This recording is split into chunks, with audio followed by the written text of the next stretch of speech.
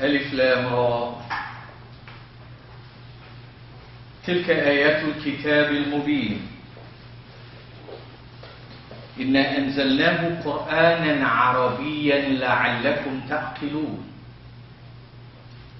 نحن نقص عليك أحسن القصص بما أوحينا إليك هذا القرآن وإن كنت من قبله لمن الغافلين.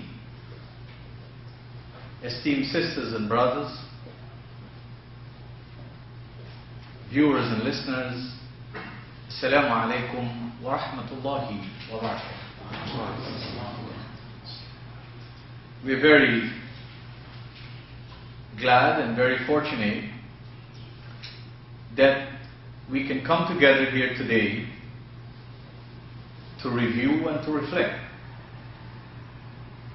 More than anything else, on the text of divine guidance and loftiness. I only hope that our reflection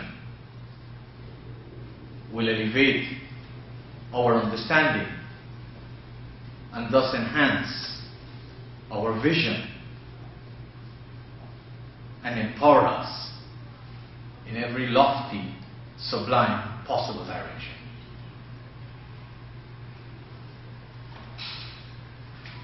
We are now 1 week after the momentous chapter of our community, the chapter of Ramadan,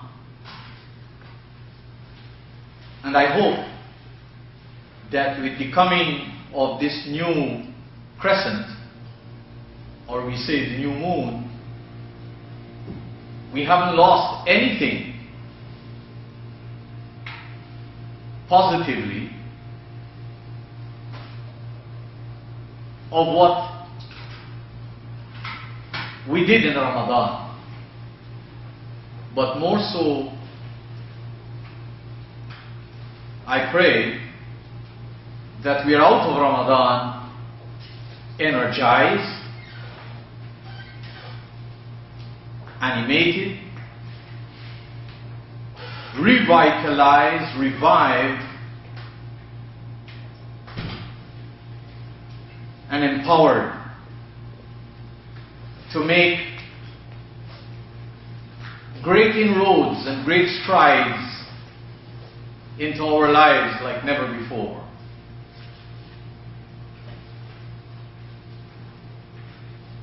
I sincerely wish everyone and their families health, strength and happiness,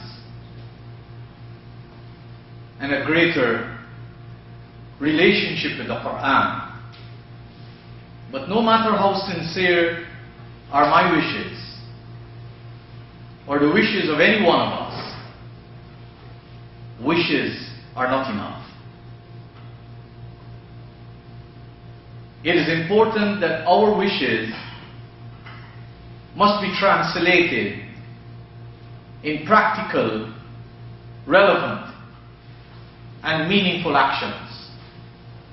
I hope, however, as intelligent beings, as beings with lots of resources at our disposal, we will make the aftermath of this Ramadan far more superior and more enhancing, more sublime, more lofty, more excellent, more empowering than the ones that went before us. So you can see we have lots of challenges. But before I reflect on some of the issues that I wish to remind myself and you about today, I just wish to briefly touch on a verse of the Qur'an, and this is found in chapter 55,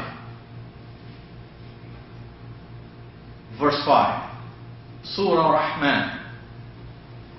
Bismillah. And the Qur'an tells us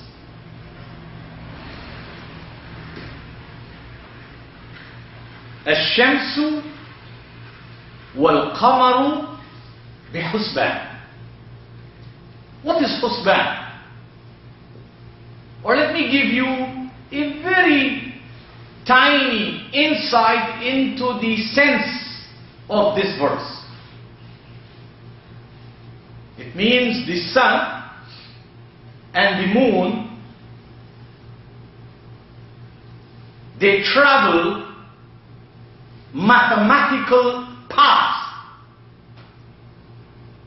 The course that they travel is fully computed, is arithmetic, is established, is counted, is calculated. The word hasaba means to count and to calculate. And husban means calculation or reckoning. Now this Qur'an does not tell its would-be believers, this does not tell anybody who has agreed to accept it and who are known by the popular names in the world community as Muslims or believers. There is nowhere in this Qur'an that it establishes a principle of ascertaining the movement of the moon and the sun. It leaves that to human growth and development. It is not a Qur'anic principle that people have got to look for the moon, any of its phases, with their naked eye. It's not a Qur'anic principle. And even if the statements that are popular in the Muslim world and has been popular for at least 1300 years, that the beloved Prophet said, look for the crescent on the 29th. Anybody who is a student of the Qur'an and a student of the realities of the growth and development of communities understand that this cannot be an absolute rule or principle. It's a mechanism, it's a tool that more than likely was suited to the environment. Because it is alleged that he said, because the only words that you and I could put our head on a block and say he actually said were the words of the Qur'an. Anything else is relative. Its authenticity, its genuineness has to be established alongside the Qur'an. It is alleged that he said, we are a people who don't write and don't calculate. Are we to understand by that nobody in the community of the Prophet knew to write and knew to calculate? That would be very unreasonable to think like that. Because ask yourself, how could Makkah be the center of the trade routes? And even the Prophet himself, according to the history, was a very proficient and efficient trader.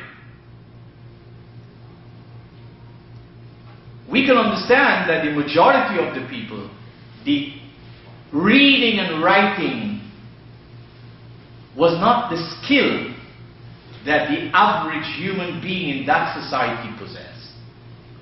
And therefore it must have been very plausible